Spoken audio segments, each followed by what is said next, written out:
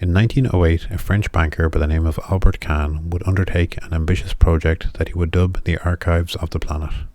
His aim was to photograph human cultures from around the world before they disappeared, and by the time his project ended in 1931 due to the stock market crash, he had amassed over 183,000 meters of film and 72,000 color photographs from over 50 different countries, many of whom he would photograph for the first ever time in color. He originally set off with his chauffeur and 2 professional photographers, and during the course of the project he would add on a number of additional photographers and would document some of the most important cultural moments of the early 20th century, such as the Second Balkan War, World War I, and the Turkish War of Independence. In 1913, 2 photographers by the name of Marguerite Mespoulet and Madeleine Mignon Alba would travel to Ireland and take the first ever colour photographs of the island. These are those photographs.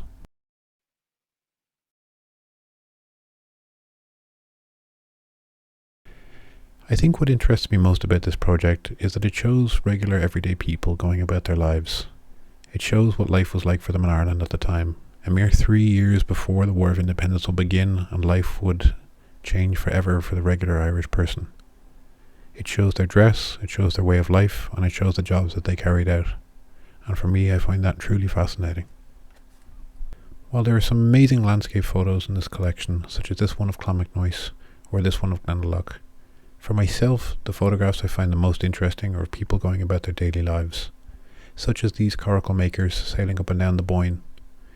You can see these 2 gentlemen in their finest dress, who've just finished crafting their caracle, having woven the hazel together and having stretched the cowhide over the outside, as you can see here. These amazing crafts were used up and down the rivers of Ireland for centuries, and it's amazing to see these photographs of them still in use. Perhaps my favourite picture from the entire collection is this one of Main Nihul, a 14-year-old girl from Clatas wearing the traditional Clatas dress. This amazing garment was traditional to the people of Clatas, a small town in the centre of Galway. These people lived quite separately to the people of the city of Galway, and they retained much of their Gaelic customs and language as well as their dress well into the 1930s. However, much of the original village was razed in 1935 and eventually replaced by council housing. One thing that's lost favour in recent years in Ireland is shawls for women. Now, I say this somewhat jokingly, but I think for many it's viewed as something that old people wear. And as you can see in these photographs, the traditional knitwear of Ireland that women used to wear, some of which were absolutely stunning, was a rich tradition all across the country and resulted in some really unique and interesting knitwear being made by the people of Ireland. This one I find very striking, with beautiful colours and a very interesting trim. And this is a mother of 7 making more knitwear for her children, as you can see on the table in front of her. An ongoing joke on my channel is to poke fun at the recent popularity of peaked caps in Ireland. The main reason for this is due to its popularity with Peaky Blinders and many people believing that it is a traditional Irish cap. As you can see here, there is a variety of peaked caps worn across Ireland, and it was definitely something popular at the time, but like I've brought up before, it was very much a British import. As you can see in pictures like these, there was a wide selection of hats being worn that were popular amongst men, such as the bowler hat, and some other more traditional hats that we'll look at soon. But if we want to get a good glimpse into the sort of traditional wear that Irish men were wearing at the time, this eel fisherman and the next picture of a turf cutter are prime examples of it. Plain peaked cap with a linen shirt, a waistcoat and a pair of pants. This is the sort of dress that you would have expected to see many young men across the country wearing. And while this is a more simple version for this fisherman, you can see from this next turf cutter, this is a slightly finer example. Perhaps this young man dressed up for this photo, or perhaps this was his common day wear. But you can see this is the sort of dress that you would have expected for young men to be wearing at the time. This photograph I find one of the most fascinating. As you can see, the 2 caps that the older men are wearing are definitely much more a reflection of traditional hats that would have been worn in Ireland, especially for the gentleman on the left. And you can see some very interesting traditional clothing being worn by these men.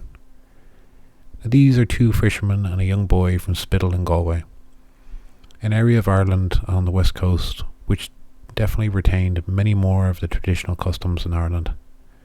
And you can see the very interesting shirt being worn by this boy, a type that was very common to be worn all the way up to the age of 12. And you'll also note that this young boy is wearing a skirt, something that was very common in the area at the time. When this tradition stopped, I don't know, but it is quite a fascinating outfit that this young man is wearing. I myself grew up in a family of fishermen, and there's something about this photo I just find very charming. I don't really know what it is, but it definitely is one of my favourites of the bunch.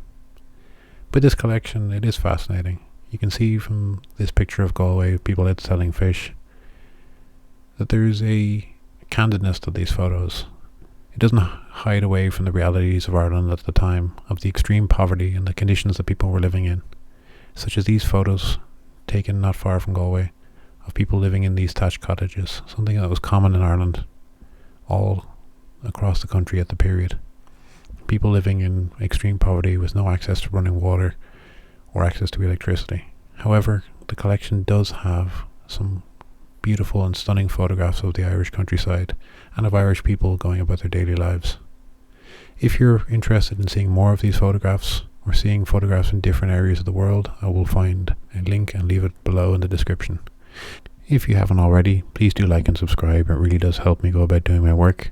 If you wish to sponsor my work or do online lessons with me, you'll find my Patreon in the description. And if you wish to attend some of my classes for Irish martial arts, you'll find that down in the description too. Thank you very much for watching, and slán.